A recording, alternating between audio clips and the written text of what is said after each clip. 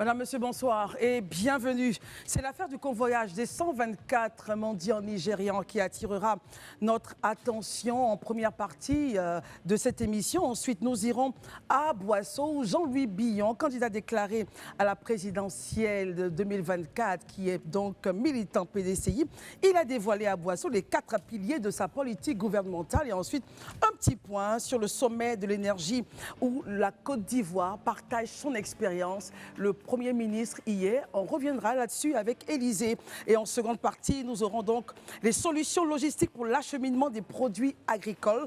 Nous en parlerons avec M. Marc Kouakou, directeur des solutions logistiques AGL Côte d'Ivoire. Merci d'être avec nous. Le Grand Talk démarre maintenant.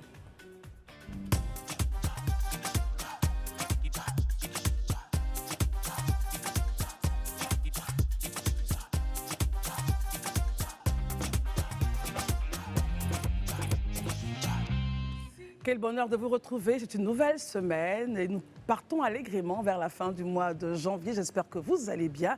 Merci encore de votre fidélité à ce programme. Ce soir encore, ils sont là pour décrypter l'actualité nationale et internationale. Mais on se contentera pour aujourd'hui de rester ici en Côte d'Ivoire. Et je salue avec beaucoup de plaisir Aïcha Crépi. Bonsoir Aïcha. Bonsoir Christelle, bonsoir messieurs, bonsoir chez vous. Élysée Boloube, bonsoir, merci d'être là. Bonsoir Christelle, bonsoir chers amis sur le plateau, bonsoir chers téléspectateurs, surtout merci. Merci vraiment Christelle, je voudrais dire merci aux Ivoiriens, oui. Parce que depuis le mercredi où je ne portais pas bien jusqu'à maintenant je reprends, j'ai reçu de nombreux messages. Oui. J'ai eu dit que sur le plateau vous avez annoncé que je ne portais pas bien et les Ivoiriens se sont mobilisés. Et c'est une rumeur confirmée. Voilà, dans leur ensemble pour me dire vraiment prompt rétablissement et je pense que c'est ce qui a permis que je me remette sur pied assez rapidement. Je voudrais vraiment leur dire merci. C'est vraiment gentil, que Dieu vous bénisse. Merci Élysée, merci. Daouda, bonsoir et merci d'être là. Bonsoir Christelle, bonsoir à tous et bonsoir chez vous. Élysée, il est un peu maigri quand même. Oui, parce qu'il sort de maladie, il était Mais ça souffrant. lui va bien. Marius Komoé, bonsoir. Daouda, bonsoir Merci Christelle. d'être là ce soir. Disons également bonsoir à Loko Aya Lorraine, une très bonne férue du Grand Talk qui nous suit à travers les réseaux sociaux et qui n'a de cesse souvent de commenter justement tout ce que nous disons et qui apprécie bien toute l'équipe. Et c'est vraiment, ce serait un plaisir. D'ailleurs, ce qu'elle me disait, elle aurait vraiment eu beaucoup de plaisir un jour à se retrouver sur le plateau avec nous. Pourquoi pas. Merci Marius Komoé. C'est plutôt moi. Bienvenue à tous, chers amis, et merci de votre fidélité encore une fois à ce programme. Est-ce que cette nouvelle affaire réussira soit à détendre de la façon dont les choses seront résolues ou encore à durcir l'axe Abidjan-Niamey, l'affaire des 124 Nigériens qui ont été donc déposés à leur ambassade, fait la une des journaux, tant à Abidjan qu'au Niger, à Niamey, particulièrement la capitale. Nous en parlons. Pourquoi ont-ils été convoyés, je préfère utiliser ce mot, ou raflés et déposés à leur ambassade? Il faut savoir que depuis 2013, en Côte d'Ivoire, il y a une loi, une disposition qui interdit donc la mendicité en Côte d'Ivoire. L'État de Côte d'Ivoire réagit-elle par rapport à cette loi? Nous en parlons avec nos amis. Nous commençons par vous, Aïcha. Oui. Alors, quelle est votre lecture, justement? Certains condamnent en disant c'est peut-être que la Côte d'Ivoire est en train de retalier par rapport à l'affaire de notre compatriote qui avait été donc directeur général d'une chaîne de la place et aussi pour le journaliste qui enfin est libéré, Moustapha. Il faut remercier les autorités ivoiriennes pour cela. Ouais. Vous, quel est votre point de vue? Déjà, je voudrais dire qu'avant tout propos, pour rétablir déjà peut-être les petites tensions entre nos deux pays, les premières victimes du désordre, de la lutte contre ce qu'on appelle le désordre urbain, en tout cas ici à Abidjan, ce sont les Abidjanais, je parle des Ivoiriens eux-mêmes. J'ai été sur le terrain. Donc il ne faudrait pas qu'on prenne ça contre un pays. Il n'y avait pas que des Nigériens d'ailleurs sur place. Donc aussi, je voulais ajouter que les étrangers, quand même, au dernier recensement, c'est-à-dire en 2021, représentaient 22% de la population, dont 700 000 Nigériens. Je pense que le nombre qu'on a donné, qui est de 124 si je ne me trompe pas, par rapport aux 700 000, il est quand même assez minime. Donc il faut voir ce côté-là aussi. La mendicité, par ailleurs, est interdite depuis 2013, ça a été rappelé. Effectivement, la gouvernance de M. Cissé Ibrahim Bakongou a remis l'accent dessus, parce qu'effectivement, il y a des problèmes de sécurité également. Donc, ça a été durci. Mais je veux dire, encore une fois, les Nigériens ne sont pas les premiers ni les derniers touchés. Qui a signé le courrier? Ça, j'aimerais bien qu'on s'arrête aussi là-dessus, parce que ça n'a pas été signé par l'ambassadeur, qui a été rappelé en août pour des raisons de tension aussi, de suspicion envers la Côte d'Ivoire, etc. La Côte d'Ivoire qui accueille, je le rappelle, 700 En 000 août 2023. Nigériens. En août, tout à fait, 2024, si je ne me trompe pas. 2024. Oui. Ah Si je oui, me trompe pas. 2024, oui, Oui. pardon, nous sommes en 2025. Oui, Donc voilà, il y a eu un couvre-feu, c'est pas la première rafle, hein, juste pour. Il y a eu un couvre-feu aussi avec plusieurs rafles en 2013, en 2021 aussi, toujours à Cocody, vers Angré, dans le district autonome d'Abidjan. Donc ce n'est pas la première fois, ce ne sera peut-être pas la dernière. Ici, on aime l'ordre et les forces de l'ordre ramènent l'ordre quand c'est nécessaire. Ce n'est pas du tout la première fois. Pour revenir au confrère, on a eu l'information tout à l'heure, effectivement, qu'il a été libéré. D'ailleurs, selon des sources qui viennent d'un confrère qui est ici, d'ailleurs, Herman Aboua, le confrère va très bien. Le confrère est en route vers sa destination où il allait, qui était le Mali. Et puis, apparemment, il a même été... comment dire, les autorités donc, du commissariat se sont même excusées auprès de lui et il a félicité notamment la diplomatie ivoirienne qui s'est mobilisée en nombre pour faire en sorte qu'il soit libéré. Également. Les hommes des médias également. En fait, il félicite toute la sphère ivoirienne. Effectivement, on montre encore une fois, Très bien. excusez-moi, à quel point on est solidaire. Alors Daouda, au-delà donc de ce qu'on sait qu'ils ont été déposés à leur ambassade, il faut rappeler que on n'a pas eu seulement que les personnes du Niger qui ont été donc raflées. Il y a eu des Ivoiriens, des Maliens, des Burkinabés, des Ghanéens et des Sénégalais. Daouda, quel est votre commentaire et votre lecture sur toute cette affaire? D'abord, Christelle, j'ai été surpris par le communiqué de l'ambassade du Niger en Côte d'Ivoire ici. Pourquoi? Parce que le communiqué est un peu tendancieux quand même. C'est tendancieux car le communiqué fait croire en fait que en début même du premier paragraphe, comme si en fait la porte avait été forcée pour aller le déposer là-bas. Or, ce n'est pas le Si on cas. peut avoir déjà, voilà. Alors, Chacun, il allons-y. explique que J'ai l'honneur ou... ont été raflés dans la commune d'Abidjan et débarqués à l'ambassade sans aucune concertation préalable avec la mission. Bon, quand je lis ce premier paragraphe, c'est comme si on ne leur a rien dit. Ils n'étaient pas informés. Ils sont informés de rien, Oui. ils sont au courant de rien. On a pris 124 personnes, on est venu les jeter là, dans leur ambassade, ils n'ont pas été prévenus. Mais pire, quand tu lis ce communiqué, parce que je ne pense pas que les autorités ivoiriennes ont pris connaissance de ce courrier-là, que ce courrier leur a été adressé. Je pense que le courrier était peut-être sûrement un courrier qui devait être... Le communiqué adressé au ministre des Affaires étrangères de la coopération des Nigériens de l'extérieur. Voilà. Pour dire que ça laisse faire croire aux gens que c'est une opération qui est faite contre la communauté du Niger en Côte d'Ivoire. Mais moi, je trouve très paradoxal quand même, très paradoxal, qu'au Niger même, la mendicité est interdite là-bas. Oui. Eux-mêmes font des opérations contre les mendiants dans leur pays. Pour l'honneur du pays, voilà. Mais pourquoi est-ce que c'est que vous n'acceptez pas chez vous, vous voulez que nous, on l'accepte chez nous? Daouda, tel qu'ils l'ont écrit dans leur communiqué, pour bien comprendre, ils disent sans aucune concertation préalable. Est-ce que, si c'est vérifié, est-ce que ce n'est pas ça, justement, qui a mis le feu aux poudres? Christelle, Oui. je pense que dans aucun pays, aussi petit ou aussi grand soit un pays, dès l'instant que nous avons une représentation diplomatique dans un État, Oui. c'est un pays dans un pays.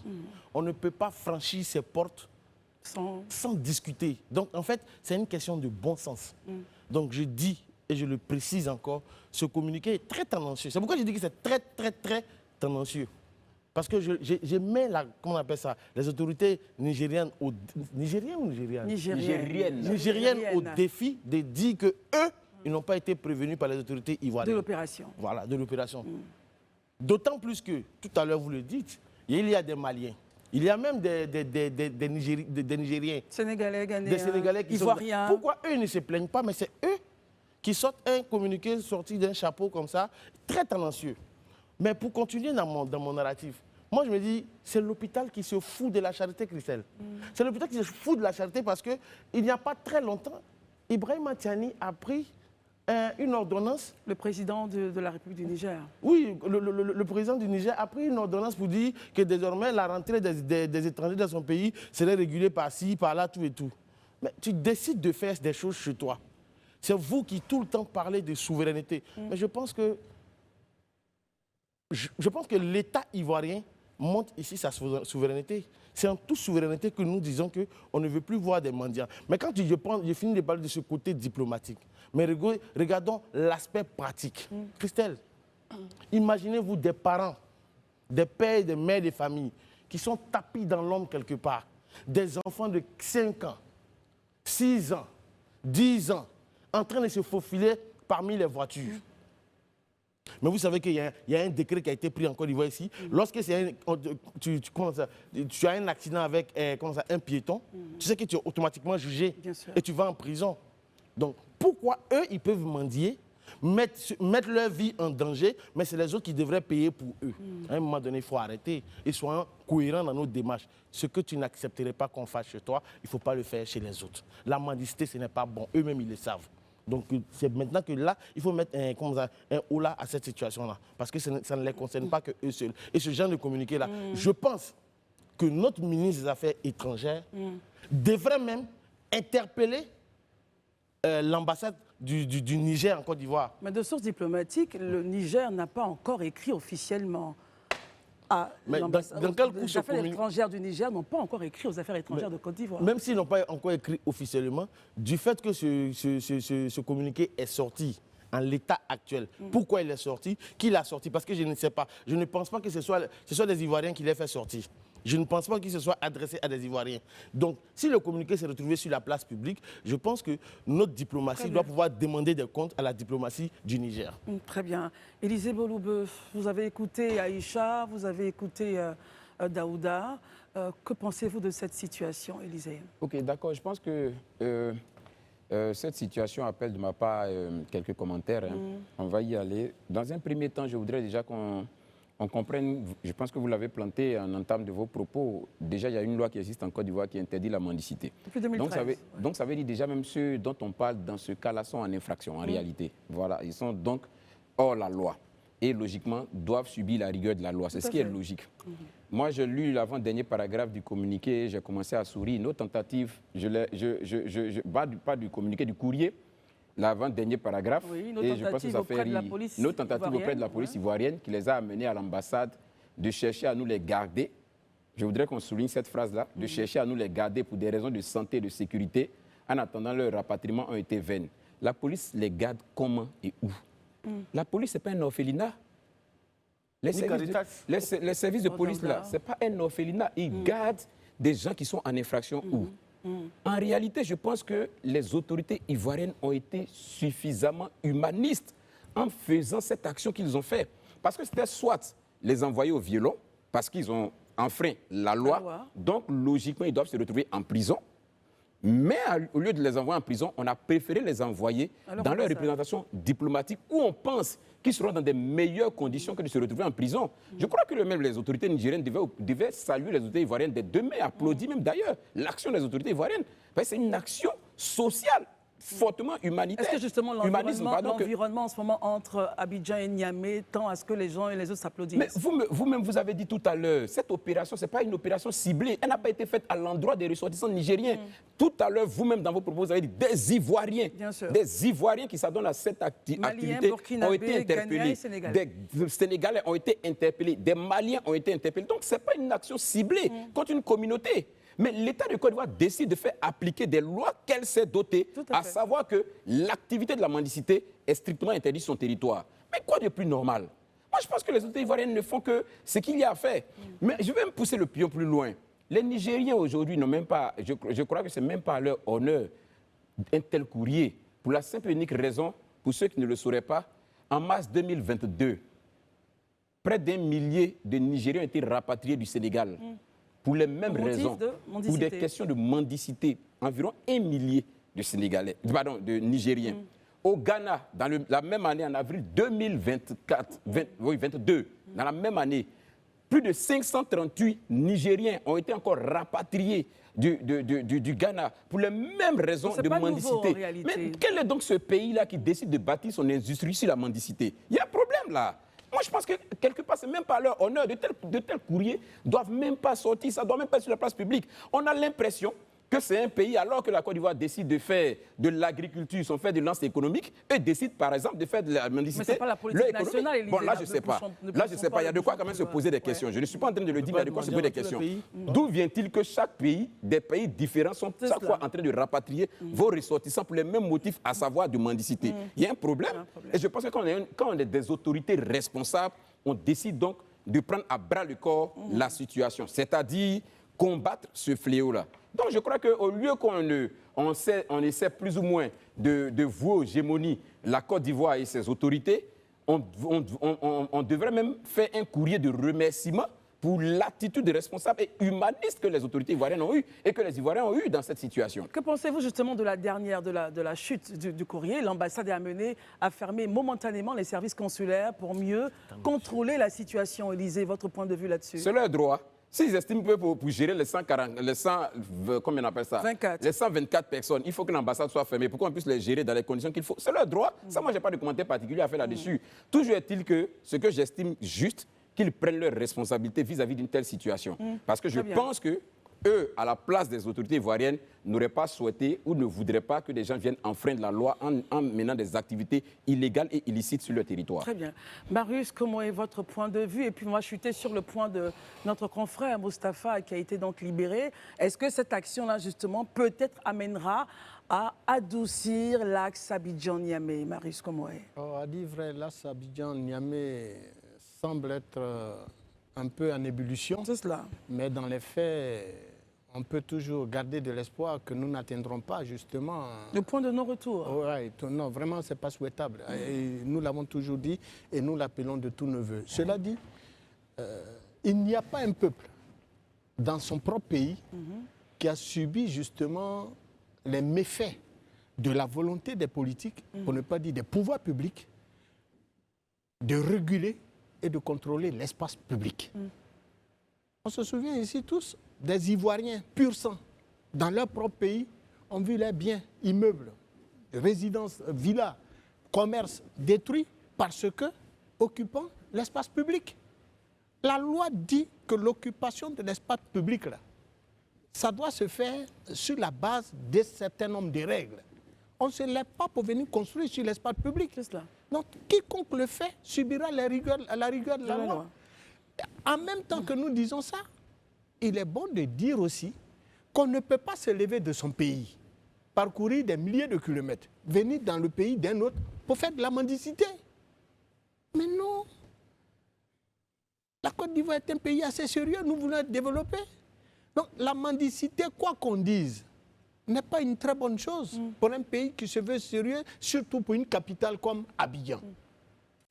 Mais à un moment donné, dans cette Côte d'Ivoire-là, à tous les points de rue, à nos carrefours, sur les axes routiers, souvent même sur les autoroutes, les gens là, tous ces gens-là qui font de la mendicité, y compris les vendeurs ambulants, lutter les axes routiers avec les automobilistes, on sait le nombre d'accidents qu'on a enregistrés.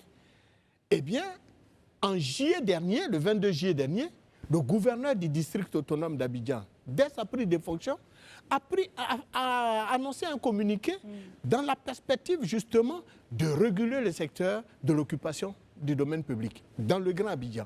Il fait son travail. Alors, et dans ce travail, des Ivoiriens, je l'ai dit et pour ne pas me répéter, ont vu l'air bien partir. Donc aujourd'hui, si d'ordinaire on trouve qu'il y a encore des gens qui occupent nos espaces publics pour faire de la mendicité, ce qui est d'ailleurs interdit dans notre pays, mais on les dépose tout simplement à leur ambassade, loin de les mettre dans un car, dans des véhicules, en direction de leur pays, à leur frontière, mais on les a déposés à leur ambassade, comme Élysée le disait, qui est d'ailleurs une décision, pour moi, assez sage. On aurait pu faire autrement. Bon, évidemment, Élysée a raison quand il dit que comment la police accueille les bâtiments pour regarder des gens qui sont venus à des milliers de kilomètres de chez nous pour venir faire de la mendicité. La police accueille l'infrastructure pour les conserver. Non. Donc, il faut que l'ambassade joue son rôle. C'est très bien que l'ambassade s'est adressée à leur ministre en charge des Affaires étrangères et nous espérons qu'ils vont rapidement se mettre en branle pour venir chercher leurs ressortissants. Voilà, c'est vraiment, pour moi, il y a des choses sur lesquelles on ne devrait même pas faire des débats là-dessus. Voilà, un pays dit qu'il y a une loi dans votre propre pays là-bas, la mendicité est interdite. Combien d'Ivoiriens sont là-bas qui font la mendicité? Ramenez-les ici, c'est tout, c'est pas compliqué. Ça, c'est mon point de vue. Mais cela n'enlève en rien les relations bilatérales, fraternelles, qui unissent ces deux pays depuis des années. Voilà. Très bien. Alors, on a constaté depuis quelque temps, déjà suite à l'arrestation du directeur général de la chaîne, ensuite Al-Mustafa, alors les tensions, on arrive à chaque fois à entendre un Ivoirien a été arrêté là, un Ivoirien, ce qui n'avait jamais existé auparavant. Sincèrement, pensez-vous que cette situation est due à cette tension CEDEAO-AES ou c'est juste parce que les États estiment qu'aujourd'hui, ils voudraient se donner leur propre loi où on est dans une pure coïncidence? Je commence avec vous, Aïcha, ensuite Daouda. Non, personnellement, je ne crois pas trop aux coïncidences. Je pense qu'il faut qu'on se dise les choses. On n'est pas, le moral n'est pas au beau fixe. Je dirais qu'entre nos deux pays, c'est pas les meilleures relations qu'on ait pu avoir, mais je trouve que les mesures sont un peu radicales. Même le fait de rappeler son ambassadeur encore cet été, l'été dernier, c'est un peu radical. Fermer l'ambassade, bon, si c'est pour des raisons de sécurité, ok. Mais il ne faut pas non plus aller dans la radicalité des conséquences, en fait. Je pense que normalement, la diplomatie a le temps long et non pas les actions rapides. Ça doit être le contraire en principe, donc il faut qu'on reste là-dessus. Et juste pour revenir rapidement à la mendicité, je pense aussi que, là je parle au-delà des Nigériens, il faut aussi accompagner le fait de ne pas accepter des mendiants dans la rue avec un programme social, sinon on déplace le problème, ils vont aller ailleurs tout simplement. Donc il faut vraiment accompagner ces personnes-là qui sont démunies. Oui, mais en même temps, quand on sait que ces personnes-là ne sont pas citoyens ivoiriens... Oui, là je parle en général, parce que ça ne concerne pas que les Nigériens, comme je le disais. Si ce sont des Ivoiriens, il faut pouvoir les accompagner. Tout à fait. Très Sinon, bien. on déplace le problème, ils vont aller mendier ailleurs. Parce qu'en fait, ils sont démunis. C'est ça le problème. Très bien. Donc, Daouda, votre point, justement. D'accord. Avant de répondre à votre question. Oui, pure coïncidence où nous sommes dans les tensions CEDEAO-AES. Bon, moi, je ne vais pas faire comme... Je n'ai pas de boule de cristal pour savoir si c'est une coïncidence ou bien. Mais vous vous rappelez qu'il y a la semaine dernière, je disais ici, je demande à tous les ressortissants, à mes compatriotes ivoiriens, de faire attention à ne pas aller actuellement au Niger ou bien au Burkina ou au Mali. Mais si par leurs affaires, leurs vraiment, s'ils doivent y aller, vraiment qu'ils fassent tout pour se conformer les règles. Parce qu'actuellement, les choses sont un peu floues, c'est un peu ambigu. Et donc, on a vu le cas de M. Diallo, de Canal+, aujourd'hui de Moustapha Maïga. Avant lui, il y a eu le journaliste Kwao, qui lui-même est ivoiro-nigérien, qui est arrêté actuellement. Donc, du coup, je dis... C'est de faire attention. C'est de faire très attention à ne pas y aller. Parce que, franchement, la situation est un peu bizarre. Parce que, pourquoi est-ce que je dis cela? À la limite, depuis la prise de pouvoir par les deux généraux et le capitaine, pour ceux qui ne le voient pas, mais la Côte d'Ivoire est toujours pointée du doigt comme le grand méchant loup. Pourtant, il faut arrêter de prendre la Côte d'Ivoire comme le grand méchant loup. Élysée a fait un point sur le Sénégal et le Ghana. Les autres pays vont rapatrier des gens pour aller chez eux. Il n'y a aucun problème. Ça passe crème.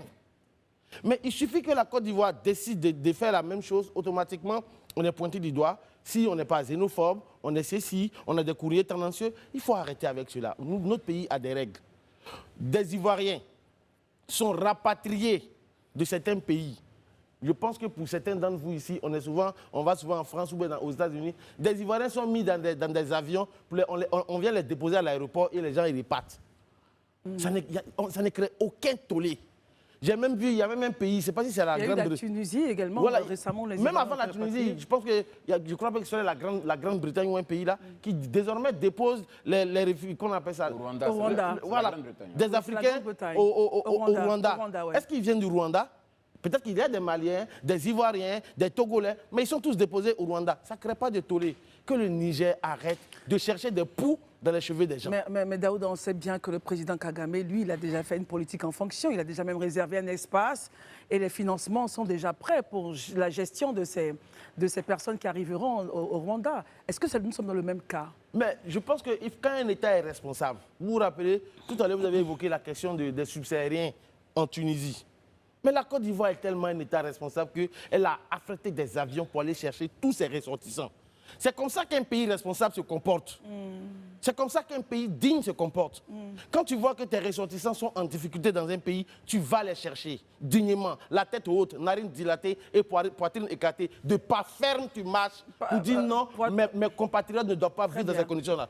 Il faut arrêter de faire de la mendicité, comment on appelle ça, le socle de ce monde. Non, arrivé un moment, on ne va pas accueillir toute la misère de l'AES quand même. Tout doucement, non. Non, on ne va pas accueillir la misère de l'AES. Non, Daouda, tout doucement. On ne va pas dire qu'on ne va pas accueillir toute la misère de l'AES. Mais quand même. Ce sont, après tout, les États passent, les situations passeront, même les confédérations qui ont existé, qui n'existent plus, ça passera. Mais les relations avec les États, je pense qu'on devrait tout faire. Oui, ça doit rester, mais dans de bonnes conditions. Voilà, pour tout faire pour les garder. Donc les arrêtent de nous prendre pour les méchants loups. Il faut les laisser. Voilà. On écoute Élisée. Élisée, je pense que vous aviez la parole. Alors le point, c'est, au-delà de ceux qui avaient été arrêtés, qui ont été libérés, que faut-il faire, Élisée, pour détendre l'atmosphère sur cet axe Abidjan-Niamey? Non, je pense que la question posée ainsi prête à confusion dans l'esprit de plusieurs. Comme si, je ne sais pas ce qu'il en est du Niger, mais les autorités ivoiriennes, à aucun moment, n'ont, à travers un discours, ni à travers des actes, montré une certaine hostilité vis-à-vis du Niger. Ça, je pense quand même que, même si on n'aime pas les autorités ivoiriennes, même si on ne les apprécie pas, on peut avoir l'honnêteté intellectuelle de le reconnaître. Ça au moins. Donc la crise vient toujours de Niamey. Voilà, donc les autorités, tout comme ce soit avec le Burkina, le Mali, les autorités ivoiriennes ont toujours maintenu le cap. Aucune phrase au-dessus d'une autre, sont toujours restées zen. Je pense que c'est de l'autre côté qu'il y a des efforts à faire dans ce sens-là pour détendre l'atmosphère. Mais ce n'est pas parce que justement on décide de rester zen qu'on va au mépris nous-mêmes des règles qu'on s'est établies, accueillir ou bien laisser des gens à des activités illicites. Ça aussi, il faut qu'on puisse contrôler. Moi, je pense que cette situation même nous interpelle sur la nécessité de prendre à bras le corps la question de l'immigration. C'est-à-dire? Il faut que, autant la CEDEAO est régie par des règles de libre circulation des biens des personnes, on veille à ce que cette liberté de circulation des personnes-là, quand même, puisse s'arrimer aux règles que la CEDEAO s'est dotée. C'est-à-dire, moi, Élisée, je ne vais pas me lever, aller m'asseoir à Lomé, m'ériger en chef gangster, et puis je vais dire au nom du fait que je suis dans une communauté qu'on appelle la CEDEAO, où il y a la liberté de circulation et d'expression, je peux donc exercer mon activité illicite de chef gangster là, à Lomé. Il faut que ça s'arrête. Il faut que ça s'arrête. Il faut que désormais, on puisse avoir une immigration qui soit contrôlée et qui soit rigoureuse. Parce qu'après, quand on laisse les vannes ouvertes et que les gens rentrent, après, quand on veut contrôler, on nous interpelle pour nous dire non, nous sommes dans des actes de xénophobie ou bien nous sommes dans des actes anti-humanisme, ce qui n'est pas vrai. Donc, pour ne pas qu'on se retrouve demain en train d'être taxés, d'être des xénophobes, d'être des personnes qui sont en train de chasser les étrangers, mieux vaut anticiper en contrôlant, en verrouillant nos frontières, de sorte à ce que vraiment cette immigration-là soit une immigration qui soit une immigration responsable. On n'est pas contre des gens ici, là. On a beaucoup de ressortissants de pays étrangers, mais qui participent à l'économie ivoirienne, qui participent à la vie du pays, qui font avancer le pays. On n'a jamais, il n'y a pas un qui a été embarqué à qui on a jeté dans une fourgonnette pour dire, bon, retourne chez toi. Pas du tout. Mais attends, si toi tu viens, pendant que certains, venant de chez toi aussi, se battent pour contribuer au développement économique du pays, toi tu viens pour tirer tout le monde par le bas, mais on ne va pas te laisser faire. On ne va pas te laisser faire. Ça, c'est une immigration qui est inopportune, qui est inutile. Et ça, nous n'en voulons pas. Il faut des immigrations qui soient utiles. Ça, c'est ce que je voulais déjà dire, en tout cas, sur cet aspect. Je termine, si tu permets, juste 30 secondes. Pour revenir, en fait, sur la question même, je veux dire, de la coopération entre les différents États. Moi, je pense qu'il faut que nos compatriotes... Notre espace ouest-africain. Notre espace ouest-africain. Il faut que nos compatriotes comprennent qu'on peut avoir des divergences d'autres politiques. Mais quand il s'agit de l'intérêt de la République, là, il n'y a pas à faire de parti politique. Il faut qu'on ait le courage de le reconnaître. Parce que ce que les autorités actuelles essaient de résoudre comme problème, si vous-même qui n'êtes pas au pouvoir aujourd'hui, qui êtes dans le parti d'opposition, vous vous retrouvez dans ce chemin, si vous faites autrement, vous allez vous cogner la tête au mur. Élisée, pourquoi est-ce que vous faites ce point? Oui, parce que justement, j'ai vu, quand vous partez sur les réseaux sociaux, quand vous partez sur la toile, si vous partez sur les panels TikTok, mais quand vous voyez des prises de position de certains Ivoiriens dans des actes répréhensibles posés par des acteurs des pays de l'AOS qu'ils soutiennent, mais je me demande, attends, on est tombé sur la tête? C'est la République qui tombe sur la tête ou qu'est-ce qui se passe? Mais attends, on peut ne pas aimer le président Ouattara, on peut ne pas aimer les membres du gouvernement ivoirien, mais attends, mais on ne peut pas quand même se renier soi-même en tant qu'Ivoirien, au point même de vouloir du mal pour son pays. Mais attends, à ce moment-là, il n'y a même plus de lucidité, c'est plus de... Ça, on n'est même plus humain. Ça, on rentre maintenant, excusez-moi, mais dans de l'animalisme. Et ça, je pense qu'il faut quand même qu'on évite. À un moment donné, il faut qu'on comprenne que l'intérêt de la nation va au-delà des intérêts partisans et des intérêts du parti politique. Ça, c'est important qu'on le dise. Merci beaucoup. Dans tous les cas, les citoyens ivoiriens, nigériens, burkinabés, maliens seront toujours, en tout cas, les bienvenus en Côte d'Ivoire. Notre pays et ces pays-là ont bâti des relations tellement séculaires qu'on ne pourrait pas trouver les dates de départ de ces relations-là. Je pense qu'il faut les conserver. Et comme Daouda l'a dit, c'est vrai que nous sommes dans un espace où il y a tellement de choses. Il faut se conformer donc aux lois des pays. Voilà. Si on vous dit marchez à gauche, vous marchez à gauche. Et puis voilà, quand vous serez chez vous, vous ferez ce que vous voulez. Mais en tout cas, on espère que l'axe va se réchauffer.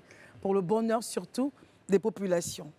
Messieurs, quittons Niamey et allons à Boissot. Et je sais que vous allez aimer donc cette escale à Boissot. Pourquoi? Parce que là-bas, Jean-Louis Billon a dévoilé les 4 piliers de sa politique gouvernementale. Alors c'était donc, il a fait une tournée du lundi 20 au vendredi 24 janvier et ça s'est terminé par un rendez-vous inédit à Kofikro où il a réitéré son ambition de briguer la magistrature suprême en Côte d'Ivoire. Marius Komoué, avec un projet mûri selon nos sources depuis 10 ans. Alors, un petit point, les 4 piliers, que s'est-il passé à Boissot, Marius Komoué? Alors, il faut dire tout simplement qu'au regard des informations que nous avons pu recueillir ça et là, M. Jean-Louis Billon a dû être obligé de se déplacer dans le sud Komoué et plus précisément à Boissot pour rentrer en contact avec justement les paysans et autres planteurs dont il a la charge, parce que n'oubliez pas que le groupe familial qu'il dirige a des plantations, des VA, des plantations de palmiers à huile, des grandes plantations, devrais-je dire, dans cette zone. Et donc, c'est une masse populaire de paysans, de cultivateurs qui avaient vraiment besoin d'être en contact avec celui-là même qui achète leurs produits au quotidien. Et donc, en se déplaçant, c'était sa façon d'aller leur dire bonne année et leur souhaiter plein courage par rapport justement au prix des produits qui leur sont fixés, le prix, j'allais dire, de la tonne de palmier à huile et pareil également pour l'EVA. Et donc, c'est dans une ferveur populaire que les populations donc, de cette zone l'ont accueilli. Et ça a été donc le lieu pour Jean-Louis Billon et à la demande des populations de cette zone d'organiser donc un accueil chaleureux à l'homme, et je pense que c'est tout ce que vous avez pu voir sur les réseaux sociaux et dans la presse conventionnelle. Et ça a été également l'occasion pour M. Jean-Louis Billon de leur dire ouvertement qu'il était bel et bien candidat pour la présidentielle de 2025. Je rappelle que dans Jean-Louis Billon, c'est 48 000 emplois sur l'ensemble du territoire national. Merci Marius pour ce point. Daouda, après donc, ce point de situation, quelle est votre analyse justement sur ce meeting où il a présenté ses piliers devant une foule non moins nombreuse en tout cas? Il y avait pas mal de personnes qui venaient l'écouter. J'ai envie de paraphraser Louis César. Oui. Il disait que Veni Vidi Vici, je suis allé, j'ai vu et j'ai vaincu. Mais ici, j'ai envie de dire, j'ai vu, j'ai écouté, j'ai été déçu. Déçu de quoi, Daouda? Je vais vous dire pourquoi. Parce que depuis quelques semaines, on a assisté à une passe d'armes entre Jean-Louis Billon et le PDCI de Tidiane Thiam. Ah, de la situation au PDCI, vous êtes déçu? Je suis déçu. Quand je dis déçu, je ne suis pas déçu de du Billon. Meeting et de tout ce qu'il a eu à faire. Non, très bien. Je suis déçu de façon générale du PDCI. Ok, pourquoi? Parce que nous avons reçu ici, sur ce plateau, l'honorable Bredoumi, à qui je n'ai pas manqué de dire que la dissension n'était pas, ça n'allait pas être bien. PDCI, Et du coup, c'est un peu comme si, il y a comme une prophétie que j'avais lancée l'année passée, en son temps, où je disais que le PDCI n'avait jamais été aussi proche du pouvoir. Aussi proche du pouvoir. Vous vous rappelez de la prophétie? Oui, bien sûr. Voilà. Elle est toujours en marche, cette prophétie? Non, là, je pense que ce credo-là, il vient de se fracasser à terre, parce que... Mais Daouda n'a jamais été bon prophète, je vous rassure, donc ça, c'est pas une surprise en fait. C'est pas bien grave, mais... On va l'écouter. Mais quand j'ai vu que M. Jean-Louis Billon, aujourd'hui, clairement, au niveau de Kofikro, c'est bien ça? Kofikro. Kofikro déclare sa candidature, qu'il y ait convention ou pas convention, il sera candidat. J'ai été déçu parce que aujourd'hui, j'avais bon espoir que le PDCI véritablement allait être un véritable challenger, une forme de vitalité pour la politique générale en Côte d'Ivoire, qui allait véritablement venir tenser un peu le pouvoir en place. Mais là, c'est un boulevard que le PDCI vient d'ouvrir au président de la République. Comment cela? Mais le président au RHDP, vous voulez dire? Oui, mais même s'il n'a pas encore annoncé, il a dit sa candidature. Voilà sa candidature, mais là, actuellement, tout porte à croire que c'est lui qui sera le candidat du RHDP. Donc, avec ce que je viens de voir, je constate que c'est un boulevard que le PDCI vient d'ouvrir au RHDP et à Alassane Ouattara. Pourquoi est-ce que je dis cela? On termine. Vous pensez honnêtement que Jean-Louis Billon, candidat, où va-t-il aller piocher ses voix? Au RHDP, j'en doute. Au PPACI, j'en doute encore moins. Ce n'est pas dans les autres micro-partis. Donc finalement, si tu ne peux pas piocher au PPACI, tu ne peux pas piocher au RHDP, où vas-tu piocher? Tu piocheras au PDCI. Donc finalement, le PDCI, on est à 9 mois des élections, le PDCI part déjà handicapé. Et ça, voici ma déception. Aïcha, êtes-vous aussi déçu comme Daouda de ce que le PDCI est en train de faire le boulevard du RHDP, où vous dites, attention, là on a un programme, on a quelqu'un dont on disait peut-être qu'il n'avait personne derrière lui, là peut-être qu'on a quelqu'un qui pourrait faire l'affaire, mais toutefois en allant dans la division. Votre point là-dessus? Déjà, la déception c'est un grand mot. Pour être déçu d'une personne ou d'un parti, il faut déjà avoir des attentes. Je n'ai aucune affinité avec ce parti, ni avec aucun autre. Donc je ne suis pas déçue. Moi, ça ne me choque pas. Et je n'ai pas l'impression que ce soit un couloir ou un boulevard. Je ne pense pas que Jean-Louis Billon, même si je ne suis pas dans sa tête, pense à ça. Pense au boulevard qu'il ouvre ou pas au RHDP. Je pense qu'il est dans son couloir. Et ça fait la énième fois qu'il répète qu'il sera candidat à la présidentielle. Et il est dans ce couloir-là. Convention ou pas? Convention ou pas, apparemment. Sur la forme, je note une forte mobilisation. On l'a tous vu. C'est un constat. Un des enchères les plus remarquables à faire trembler les compétiteurs en face. Lorsqu'il a posé quelques pas de danse. Oui, et puis des petits gestes de la main à faire pâlir les plus grands rappeurs. Et puis, je voulais revenir rapidement sur les 4 points qu'il a évoqués, notamment renforcer la cohésion sociale. On parle encore de vraie réconciliation nationale. Je pense que je l'ai déjà dit une fois, mais j'aimerais bien qu'on nous explique bien ce que ça veut dire, en fait, parce que ça fait quand même 15 ans que la guerre est terminée dans ce pays. Qui on a besoin de réconcilier? Qui est fâché avec qui?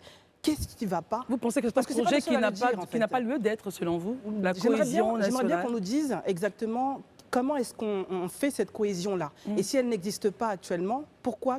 Qui est en colère contre qui? Je pense qu'il y a beaucoup de non-dits, en fait. Ce n'est pas le seul à parler de cette cohésion-là.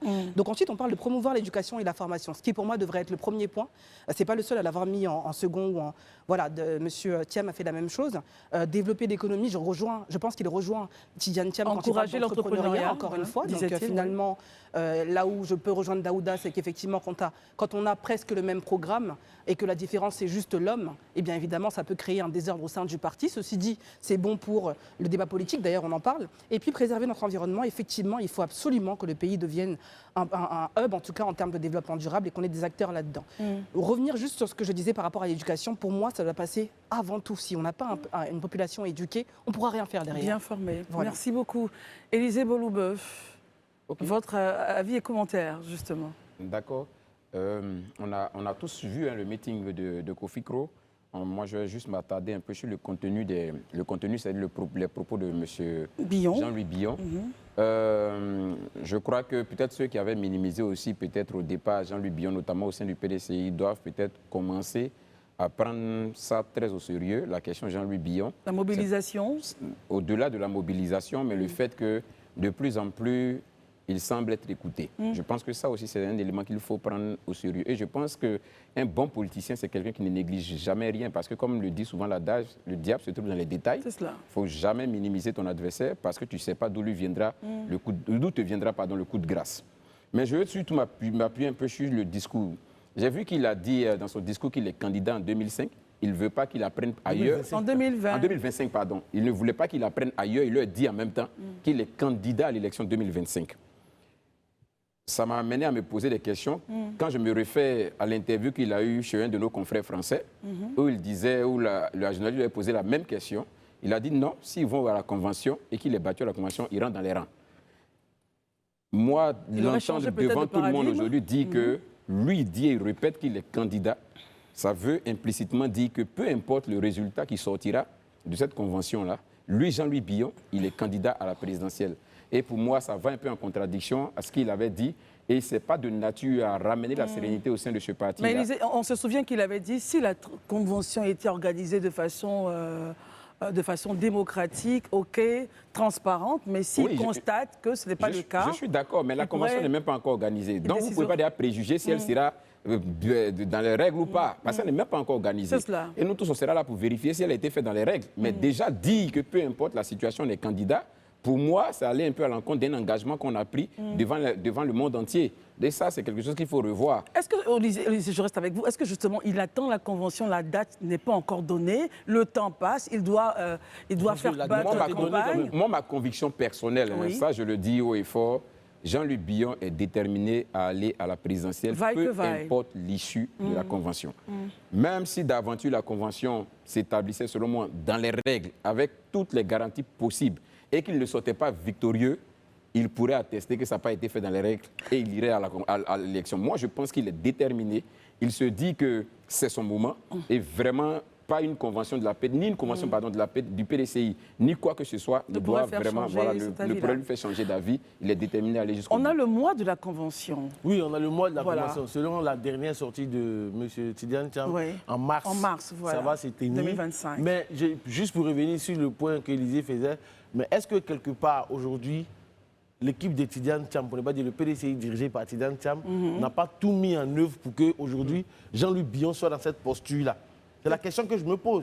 Parce que finalement, quand on regarde comment M. Tidiane Thiam devient président du, comment on appelle ça, du PDCI RDA, quand on regarde toutes les, comment on appelle ça, les tentatives de sanctions qui ont été émises à sa convocation par le Conseil de discipline, qui a été avortée, tout et tout, il y a beaucoup de péripéties. Donc finalement, est-ce que quelque part, quand on se met dans la tête de M. Billon, il ne se dit pas, finalement, quel que soit ce que je vais faire, on ne va pas me laisser y aller. Donc, autant que j'y aille. Mais le point d'Élysée s'entend. Élysée dit qu'il a dit sur un confrère. Non, j'entends son point. Je veux dire que simplement, il ne faudrait pas... Dans le point d'Élysée, ce que j'entends, moi, c'est que c'est un peu comme si c'est la faute de quelque chose qui va arriver, Billon va y aller. Mais quelque part, j'ai envie de dire à Élysée, le PDC de Tidiane Thiam y est pour quelque chose. Pardon, juste une petite précision, c'est la date de la création du bureau politique qui a été décidée pour mars. Et là, il se décidera, dans ce bureau politique-là, la date de convention. Non, mais c'est le bureau politique qui donne la date de la convention. Je veux dire que oui, c'est en mars. Donc c'est mars, en fait. C'est en mars que le congrès, la convention va se tenir. Dans tous les cas, on est... Pas peut-être, en mars. Écoutez bien, madame. C'est mars. Dans tous les cas, on va observer ce qui va se passer du côté du PDCI, que tout se passe dans la paix et dans la sérénité. C'est vraiment tout ce que la Côte d'Ivoire attend. Au retour, en deuxième partie, on fera un petit point sur la présence du Premier ministre en Tanzanie avec Élisée Bouloubeuf. À tout de suite. Merci d'être avec nous pour la seconde partie de ce temps d'antenne. Merci en tout cas de votre fidélité à ce programme. Un petit correctif, on discutait justement en fin de première partie de la date de la convention. On a parlé de mars. Aïcha disait attention, j'ai l'impression que vous vous trompez. Aïcha, merci beaucoup très cher. Effectivement, de sources proches du PDCI, la date du bureau politique est prévue pour fin mars. Et c'est justement à ce bureau politique-là que la date de la convention sera donc déterminée. On regarde pour voir un peu ce qui va se passer et si Jean-Louis Billon donc sera candidat et voilà ce qui va se passer donc à cette convention-là. Voilà qui est dit. Regardons messieurs ce qui s'est passé du côté de Élysée. On était où, dans quelle ville pour le tirage au sort de la CAN? On était à Rabat au Maroc. Et la Côte d'Ivoire est tombée dans ce qu'on appelle le groupe de la mort. C'est pas moi qui le dis. Déjà certains observateurs commencent à voir. Je commence à faire un fact-checking. On me dit, je lis partout. Parce que simplement, le Cameroun, la Côte d'Ivoire est dans le groupe F avec le Cameroun et quel pays, Élysée? Nous sommes avec le Cameroun, le Gabon et la Mozambique. Et le Mozambique, pardon. Votre commentaire, justement. Ah ben, moi, je ne sais pas pourquoi les gens parlent de poule de la mort. Est-ce la présence du Cameroun? Parce que dans cette poule, on a un pays qui n'avait pas participé à la dernière CAN. On a un autre qui est sorti au quart des finales, qui sont dans la même poule que le vainqueur du trophée. Donc, en réalité, ce n'est pas une poule de la mort. Bon, peut-être poule de la mort pour ceux qui ont été éliminés en quart de finale, notamment le Cameroun, et pour ceux qui n'ont pas participé à la dernière CAN, et le Gabon, et tous ceux qui suivent. Sinon, nous, on est dans une poule où on va juste voilà, nous qualifier et puis continuer parce qu'on doit ramener la 4e étoile. Est-ce qu'on ne va pas commencer, Élysée, à aller à l'humilité un peu déjà? Oui, mais l'humilité aussi fait face à des réalités. L'humilité ne nous amène pas à occulter la réalité des faits. C'est ça aussi, il faut pouvoir faire. D'accord, un tout petit tour de table. Aïcha, vous êtes foot, réaction sur ce groupe-là? Je suis très foot. Je regarde beaucoup le foot, encore plus quand le pays joue. Et le Cameroun a plus d'étoiles que nous, il faut dire la vérité. Le Cameroun joue depuis plus longtemps, je crois, la CAN que nous, si je ne me trompe pas. Donc, il y a un leur dernière étoile date de 2017. Voilà. Voilà, ça fait 8 ans. Mais c'est quand même la deuxième nation la plus titrée en Afrique, Élysée. Après l'Égypte, il me semble que c'est la deuxième. Donc, à voir, mais j'ai confiance en la Côte d'Ivoire qui a rené de ses cendres dans cette CAN formidable qu'on a vécue, la CAN 2023. Je pense qu'après cette renaissance-là, personne ne peut nous atteindre. Daouda, votre commentaire, Côte d'Ivoire, Cameroun, Gabon, Mozambique, groupe F, finalement, pour le pays? Je suis assez serein, tranquille. Je sais qu'on va passer au Lémé. Tranquillement. Je pense que pour la seconde fois, on va encore loger les Camerounais. Mais j'ai comme l'impression, mon petit doigt me dit que la CAF y est pour quelque chose, pour mettre la Côte d'Ivoire et le Cameroun dans la même poule. Sûrement qu'ils veulent revivre l'instant de la plus belle CAN jamais organisée. Parce que, disons les choses clairement, à la CAN, c'est la Côte d'Ivoire et le Cameroun qui rendent cette CAN-là intéressante.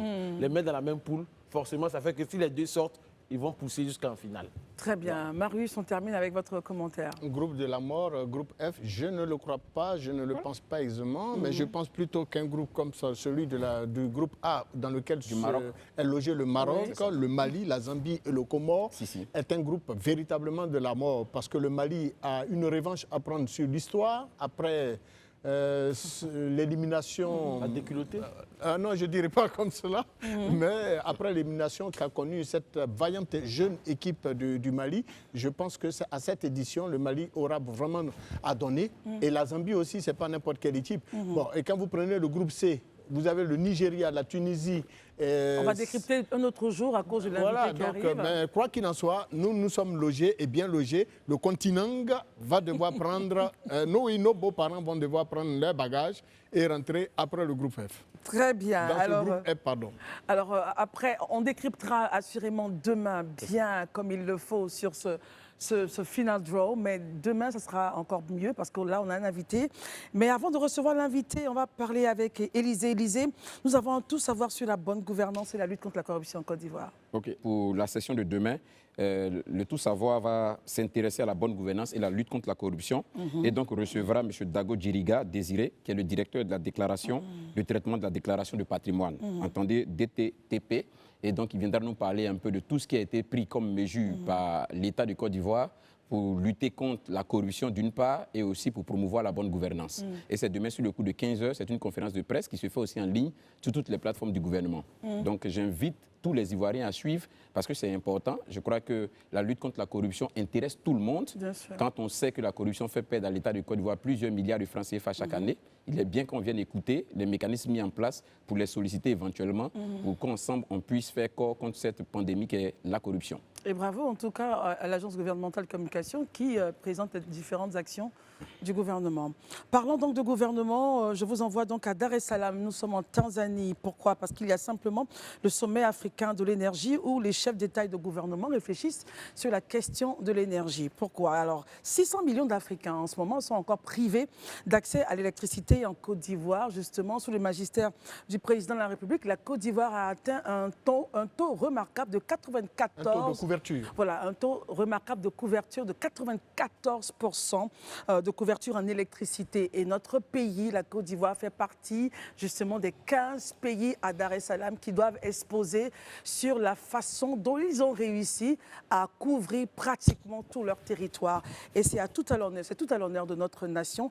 Et le Premier ministre que vous voyez donc en image y est pour parler de l'expérience ivoirienne, de l'expérience de succès ivoirienne. Et assurément, on reviendra sur cet élément, mais déjà, il faut dire bravo à la Côte d'Ivoire d'être sollicitée comme ça à l'international pour donner notre part de partage sur nos méthodes pour arriver à ce taux de couverture de 94% d'électricité. Quand on finit de parler de cela, nous allons recevoir maintenant notre invité, Monsieur Marc Kouakou.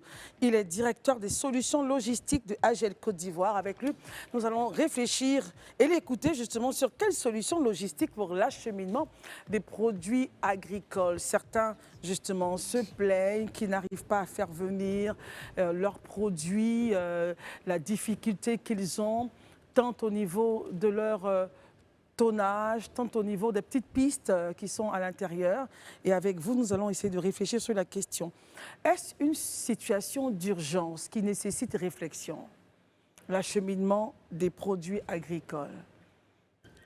Alors, je pense que c'est un sujet qui... Bonsoir, Monsieur Kouakou. Bonsoir, Désolée. madame. Bonsoir, bonsoir, auditeur. Bonsoir. OK. C'est un sujet qui est d'actualité et nous pensons que il est important pour nous d'expliquer en quoi est-ce que une société telle que AGEL Côte d'Ivoire peut pouvoir aider, disons, à pouvoir faire à aider, à jouer un rôle essentiel dans l'acheminement des produits depuis la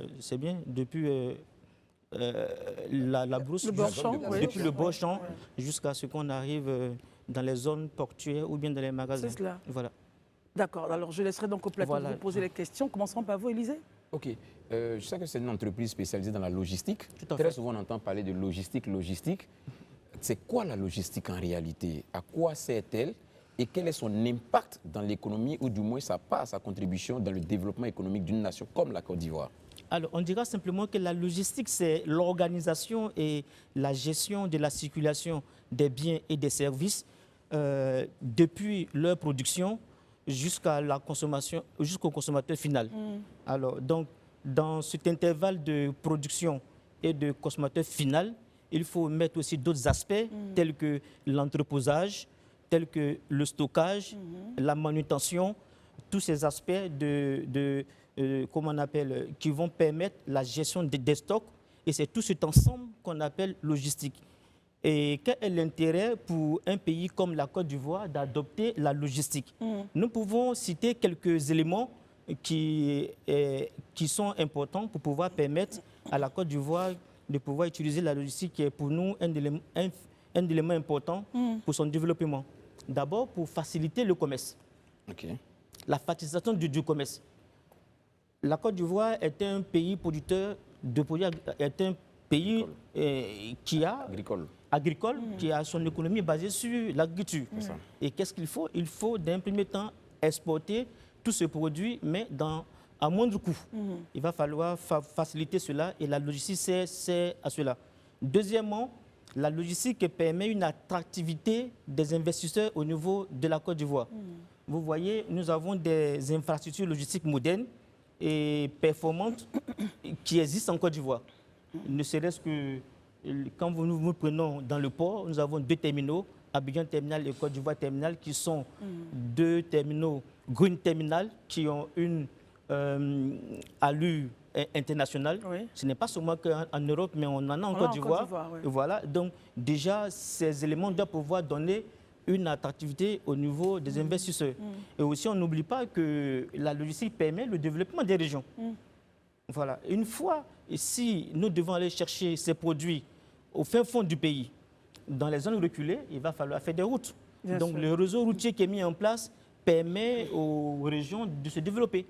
Donc en cela, nous disons que la logistique permet au pays de pouvoir, faciliter le commerce, appeler les investisseurs, mais aussi développer les régions. Mais en cela, AGEL Côte d'Ivoire n'est pas en reste de cette transformation. Et nous agissons sur tous les différents secteurs de la logistique, tels que la grande distribution. Aujourd'hui, quand vous voyez, on a un hub logistique qui se trouve au niveau de l'aéroport, qui fait environ 15 000 m². Et c'est un entrepôt intelligent pour nous, à valeur ajoutée, où vous pouvez, disons, entreposer tout ce que vous voulez, que ce soit des produits réfrigérés, des produits fragiles, des produits périssables. Oui, on a la compétence pour pouvoir le faire. Et AGEL intervient dans d'autres domaines tels que l'agroalimentaire. Vous avez la santé, le secteur pharmaceutique, le secteur énergétique, le BTP, mais surtout l'industrie extractive. Aujourd'hui, on a un le baleine, développement, baleine, bien sûr, baleine, Kalao et autres, mais AGL AGL accompagne l'État du Côte d'Ivoire dans cet élément. Très bien. Écoutons Aïcha pour une question. Bonsoir monsieur. Bonsoir. Vous avez parlé de modernité. Oui. Justement, on est dans l'ère des nouvelles technologies. Tout à fait. Est-ce que vous les utilisez, vous les déployez? Est-ce que vous avez de l'innovation aussi dans votre approche? Et si oui, de quelle façon? Alors, l'innovation est au cœur de nos activités.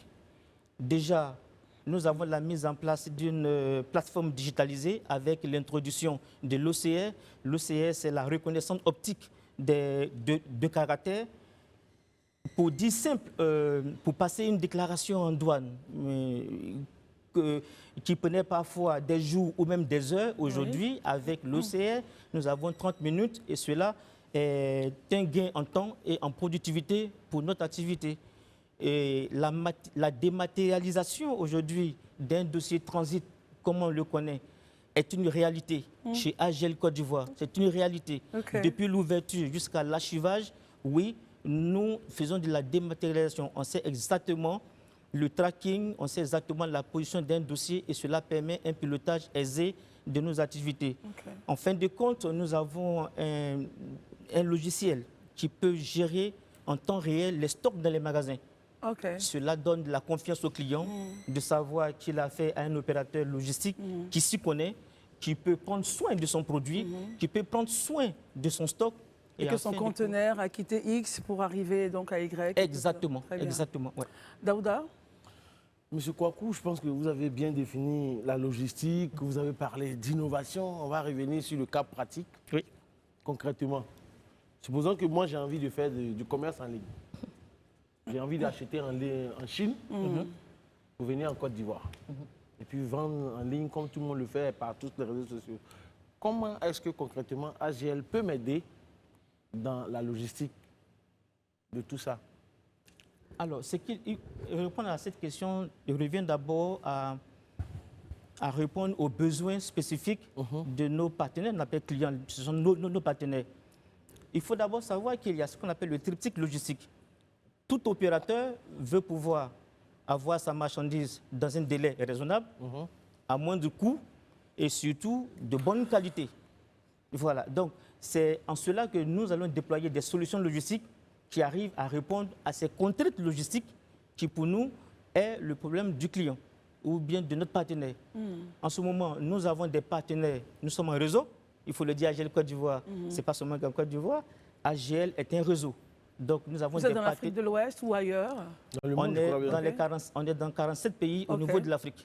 47 pays. Ça, c'est très bien. Donc, on a des partenaires internationaux au niveau de la Chine, à qui on va faire signe de pouvoir récupérer la marchandise et nous allons faire le shipping. Le shipping et tout. Nous allons faire venir la marchandise ici en Côte d'Ivoire et arriver, nous allons proposer aux clients de faire de l'entreposage s'il le veut, voilà, et à la fin, quand il le veut, avec cette gestion qu'on aura, il pourra récupérer sa marchandise au moment voulu. Donc ça, nous savons le faire. Très bien. Marius, avec vous, essayez d'en revenir aux solutions qu'il pourrait apporter justement pour que nos parents paysans puissent être dans des meilleures conditions. Pardon? Les gens d'Agnan suivent surtout. Toute la Côte d'Ivoire, je vous en prie, messieurs. Voilà. Non, en fait, en l'écoutant, oui.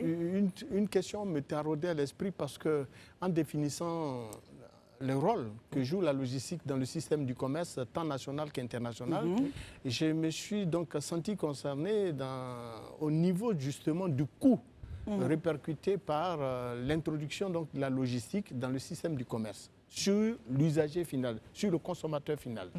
Parce qu'au regard de ce que vous avez évoqué, de l'importation jusqu'au produit dans un point Y, d'un point X à un point Y, eh bien, toute la logistique mise en œuvre verra son coût répercuté sur le produit final, qui sera payé, supporté par le contribuable, par le consommateur. Ne pensez-vous pas que l'introduction de la logistique dans le système du commerce moderne aggrave le coût du pouvoir d'achat des populations? Mais j'aimerais juste ajouter une question, si vous le permettez. Allez-y. C'est que dernièrement, on a vu que le prix Boschan de l'anacade aussi, c'est monté à 425 francs. Voilà. Donc, comment est-ce que concrètement vous aidez nos agriculteurs dans cette question de logistique aussi.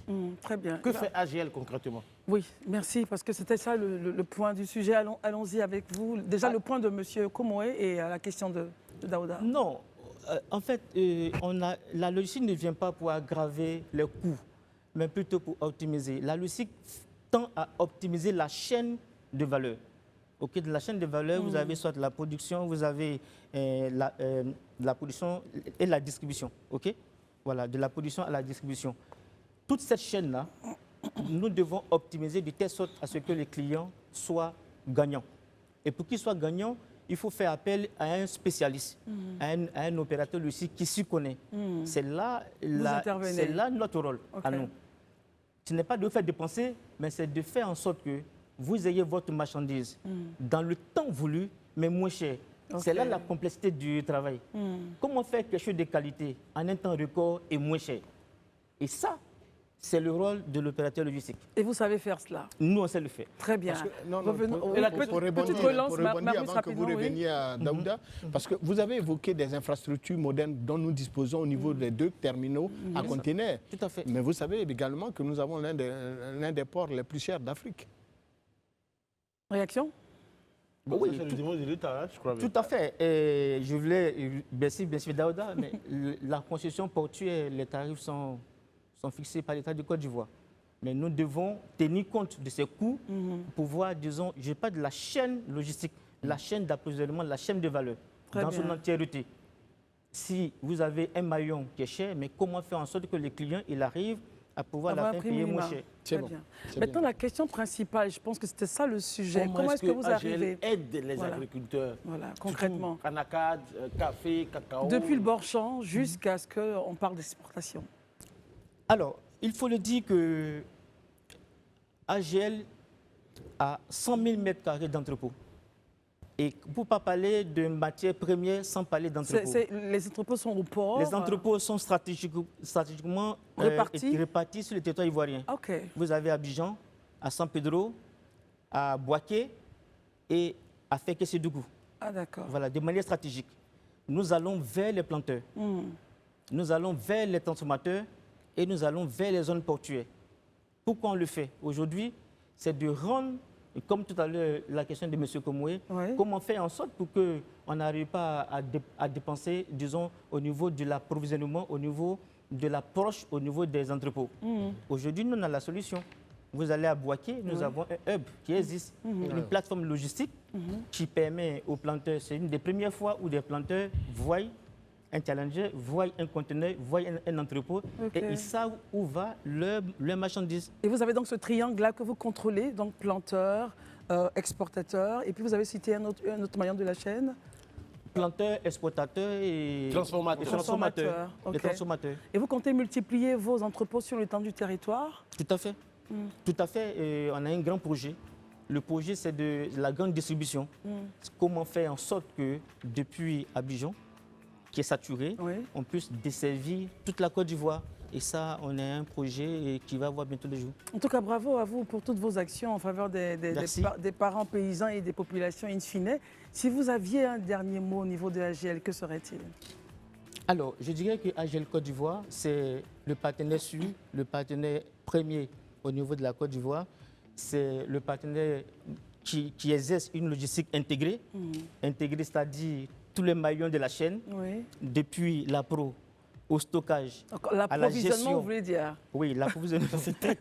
Au stockage, l'approvisionnement, le stockage, que ce soit même les formalités de douane. Nous avons de l'expertise dans ce domaine.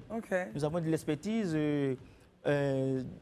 On sait aujourd'hui comment arriver à aider le client à faire ses formalités, que ce soit de douane, portuaire et administrative, afin de pouvoir recevoir ces colis dans le délai convenu, à moindre coût et dans de bonnes qualités. Alors, si tous ceux-là qui nous regardent en ce moment se disent, voilà l'entreprise avec laquelle nous devons travailler, comment est-ce qu'ils arrivent à vous joindre, Monsieur Kouakou? Alors, AGL Côte d'Ivoire, nous sommes, le siège est à Trècheville et nous avons des représentations à San Pedro, à Boaké et à Fekessédougou. Voilà. Et un numéro de téléphone. Oui, s'il vous plaît, allez-y, je vous en prie. Alors, je communiquerai directement un numéro, c'est le 2x07 22 22 14. Nous sommes à la disposition de toute la Côte d'Ivoire, de toute la population. Et pour toutes les contraintes logistiques, vous avez un partenaire qui vous donne des solutions. On reprend le numéro de téléphone rapidement. 2 x 07 2 x 22 14. 2 x 07 2 x 22 14. Oui. Merci beaucoup, Monsieur Kouakou. Je rappelle que vous êtes directeur des solutions logistiques à AGL Côte d'Ivoire. Et bravo. Merci d'être venu. Marius Komoué, Daouda Koulibaly, Élisée Boloube, Aïcha Crépi. On se retrouve donc demain par la grâce de Dieu. Merci de nous avoir suivis. Les programmes continuent sur Live TV. Bonsoir.